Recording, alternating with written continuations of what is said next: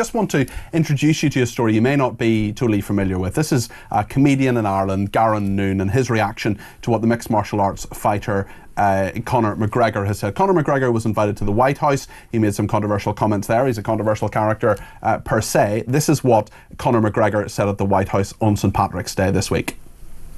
I'm here to raise the issues that people of Ireland face, you know, and it'll be music to the people of Ireland's ears, because never on the main stage has the issues the people of Ireland face been spoke. You know, our government has long since abandoned the voices of the people of Ireland, and it's high time that America is made aware of what is going on in Ireland.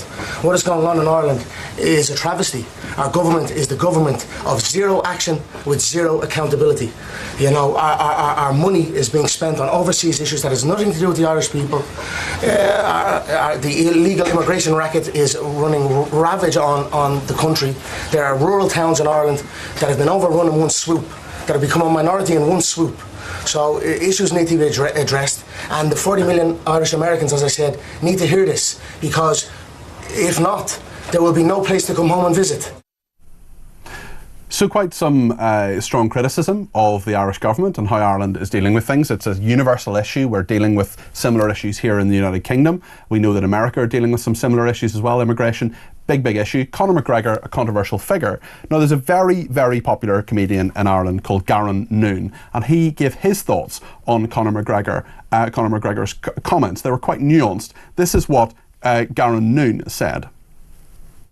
Now, my opinion on Conor McGregor is irrelevant, but I don't think he's a good person. I don't think it's particularly hard to find evidence of that. But it doesn't surprise me in the least to see a lot of people agreeing with what he was saying. There absolutely is an immigration issue in Ireland. That doesn't mean that people feel like we shouldn't take the refugees that we're able to take. It doesn't mean that people feel like people shouldn't be able to come here for better opportunities. But the systems that we have in place are being taken advantage of, and that is plain to see. And the government continually does not allow people to express their concerns about that.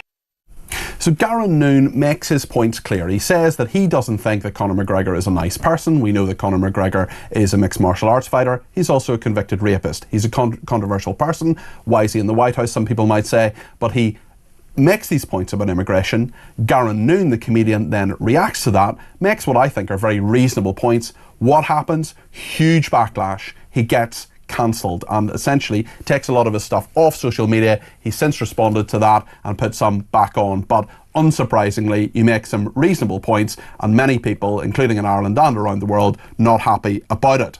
And actually, we've had some reaction already from Mary in County Down, who says, what happened to Garron Noone sums up perfectly the current state of public discourse and politics in Ireland and elsewhere. Genuine and legitimate concern about rapid, unchecked immigration is the latest truth that dare not speak its name. Uncomfortable with the sudden arrival of thousands of young men, many of whom come from repressive Islamist regimes with medieval attitudes to women, shut up, you're a racist, you're cancelled. Concerned that your local services that you work to pay for are being overwhelmed because of the pressures of mass and unplanned immigration, shut up, racist. Concerned that government has no grip on this and no one in government, mainstream media or wider society will allow an open and reasonable discussion about it, racist, get offline and be silent. There is a lot in this. There is a lot in this row. There's a lot in this argument, and we're going to talk about it a little bit later in the programme. But first I want to go to the debate desk and just get a quick reaction from Philip Kiszely to what you've heard there from this story, Philip. Yeah, I mean, it's just absolutely what you would expect. The comedian, I'm not familiar with the comedian actually, but he seems to be... He's about 1.5 million followers on TikTok. He's big in Ireland. You wouldn't necessarily have heard of him, but yeah. he's making a universal point, I think. He's making a universal point. I think he's doing it in a very measured and coherent way, actually. He could have gone a lot further. But it's so obvious, isn't it? It's you know, you just know this kind of thing is going to happen. People don't think. His problem there is that he's thinking and he's measured and he's consistent, and other people aren't, and people don't like it. That's essentially what it is. It's cancel culture, and I know more than most people because I've been on the receiving end of cancel culture and mobs and all the rest of it. There is nothing you can do. Best thing to do for him is to just hold his head up high. Ben in Birmingham's been in touch on this as well and says, a horrible man says things a lot of us agree with and want to talk about. A nice man says we should talk about it and not let horrible people dominate this space. The nice man is attacked. Scarlett, your reaction. Scarlett McGuire is with us. So I think we do need a nuanced debate on immigration, and I think that's what that's what often doesn't happen. And instead, I mean, things like talking about, you know, people from medieval cultures, I just think it's not helpful. I just think this whole thing of there's something wrong with out there, instead of understanding that actually the immigration problem is a global problem. It's certainly a European problem. But a lot of the issue many people have with it is Islamist ideas, not Islamic ideas, Islamist ideas that are being imported into this country, Scarlett. And a lot of them aren't, actually. I mean, I don't know where the I don't know where the evidence is that refugees coming in are bringing in Islamist ideas. What? Are you serious? Well, they're Muslims, right? Yes. I mean, they're Muslims. There's nothing wrong with Muslims, no, right? I haven't suggested that for a second. No, but you go, what? I mean, so where is where have the Islamist ideas come from in this country? Where does Islamism in this country come from, Scarlett? Well, because a lot of it is online, actually. I mean, so the people sorry, Scarlett. Islamism in this country is an imported problem. There are people who have come here as immigrants who are Islamists and want to expand Islamist ideas. Are you saying that's not happening? No, what I'm saying is that that happened a while ago. What I'm talking about is the people who are coming in at the moment that we say that because they're Muslims, because we're not saying that. We're not saying that. Are you saying that people who are coming in now aren't bringing Islamist ideas with them? Not a single person. I'm not saying not a single person, but I'm saying that this isn't the problem. I mean, the problem. It's a huge problem. It's a massive problem. Well, so I have them coming to my house, right? I put out refugees, most of whom are Muslims. They're not Islamists. They're Muslims, right? I've got somebody. I'm sure they're not, and I'm not saying for a second that they are. But what I'm saying is that I just think we have to unpick this and think that what we're not. Stop being frightened of. I mean.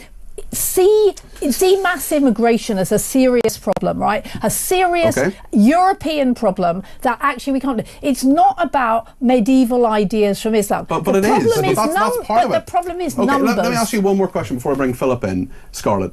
Of the Albanians in this country, 40% of them have a criminal conviction. Okay? Do you understand? That is factual. 40% of people who are Albanian in this country have a criminal conviction. That is a fact. Are you saying that people who shouldn't be afraid of more Albanians coming into this country? I'm saying that no Albanian can be a refugee here. Easy. I mean, we're not talking. I mean, But we're talking about immigration, both illegal and legal, and people are worried about foreign cultures that are being imported here. Why are Albanians coming here? The only Albanians who should be allowed to be here are people who are sponsored because they've got jobs. And people may well make exactly the same argument about people coming from Islamist countries and countries with Islamist regimes because they're worried about those ideas being imported into this country. We're talking about people. When we talk about people who are allowed to be refugees, right, and it's quite difficult to be allowed to be a refugee, when we talk about people who are allowed to be refugees, they are escaping from something. That's what I'm trying to say. Not all of them are. Not all of them are. Philip?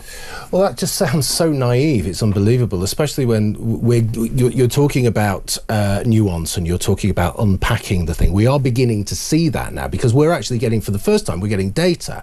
Okay, so the Centre for Migration Control has been giving us plenty of data on the number of migrants, where they're coming from and what they're doing, how many are claiming benefits, but also how many are committing crimes. And the main crime that seems to be happening is sex crimes, also crimes around violence and drugs. And those people are coming from places like Afghanistan. I've just come down from West Yorkshire and places that are just a stone's throw away from me, Dewsbury, Batley, places like that are absolutely completely not English. They are Islamic centres. So there are a whole load of different things that are happening here. It isn't just about crime, it's about culture, it's about society, and it's about politics, because all of this stuff that we're seeing, and I think we're going to look at some more stories here, we're powerless to do anything about it because of the ECHR and different kinds of things, and people are concerned, people are worried. There's plenty of evidence to suggest that some of these cultures are barbaric. barbaric, actually, and they are primitive.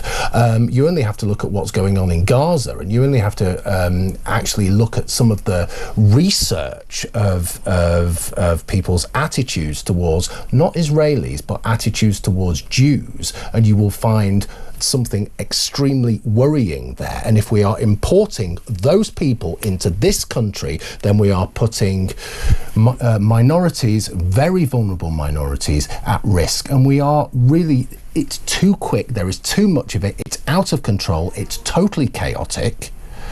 And you can't just say, oh, well, it's Muslims and we just have to be nice and we have to unpick it, because you're actually doing the opposite. You're not unpicking it. Let's Scarlett have her say. What I'm saying is that mass migration is a serious problem, right? It's a serious problem in Africa, where, I mean, far more African countries are taking in, hundreds of thousands of refugees. It's a serious problem in Europe. And the thing is that Europe has to get together and sort it out. But this thing about saying we don't like these people, is actually, what are we going to do, right? What are we going to do about the people who are coming over? But isn't it reasonable to say, Scarlett, we have these values, you're coming from a country that doesn't exhibit these values. Maybe you're escaping the Islamism. Maybe you're escaping countries where things are happening that you're not happy with. But there is a real worry from a lot of people, including our viewers and listeners, that I'm not talking about Islamic culture. I'm not talking about Muslims. I'm not being anti-Muslim here. I'm talking about Islamism. I'm talking about the real problems, the want for a destruction of our way of life, and also surveys that show that, for example, 46% of Muslims are in some way anti-Semitic, which is a survey that came out recently. People are worried about this. Yeah, and what I'm saying is we have to deal with it. I mean, we can either sort of build a wall. So how do you deal with it? So how do we deal with it? We deal with it with Europe. We say, this is a problem. I mean, there's no question that Ireland, is getting people who want to come here, right? Mm-hmm. That we say it is a European problem, and how do we deal with it? And one of the problems that isn't going to work. That isn't going to work. So what are you saying, Philip? That we just? The point is that at the moment nothing is happening, and I'm trying to say this isn't a British problem, right? It's a European problem. You talk to any European country. No, it's an ideological problem, actually. It's about this 30-year ideology that kind of starts with Blair but is embedded since the 1960s, and it revolves around kind of international socialism. And what we need to do is we need to control the borders. We need to stop mass immigration. Now, that doesn't mean to say I'm completely against immigration. I'm from an immigrant background myself. My father was a political refugee who came here from Hungary in 1959. That's fine. But if we're dealing with mass immigration from particular places and immigrants who have no skills, who cannot speak the language, who will not integrate, what we need to do is control the borders. It's the most simple thing. We don't have to kind of go beyond our own borders and say, oh well, we have to talk to Spain and we have to talk to France and we have to talk to Germany. That is going to do nothing. It's going to achieve precisely nothing. Okay. Look where let me just finish the point. Look where Germany is at the moment, and look who started all of this stuff from 2015. Okay, so Philip, right, you talk about controlling the borders. What we know is that legal migration, people who are allowed to come here are that's where the real numbers are. Okay, so what are you saying? I'm suggesting we change the ethos, we change the philosophy, we change the ideology, and I want to know what you're saying. I want to know who are you going to stop from coming? We reduce mass immigration. How? We only allow people into the country who are going to be a net benefit. Okay, and at the moment we are focusing on people who are a net loss.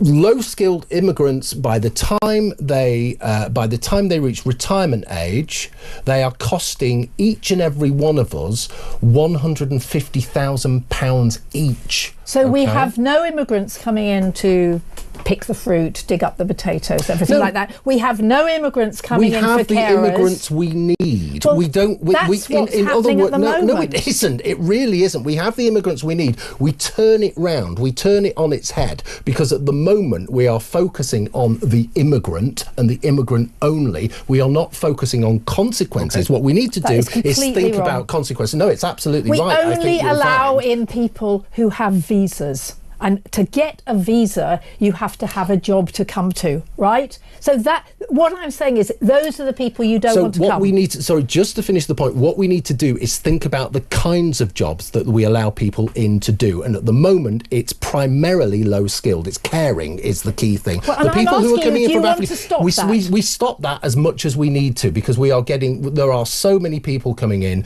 and we train people up who are here to do it. We actually turn it round. We adjust the focus.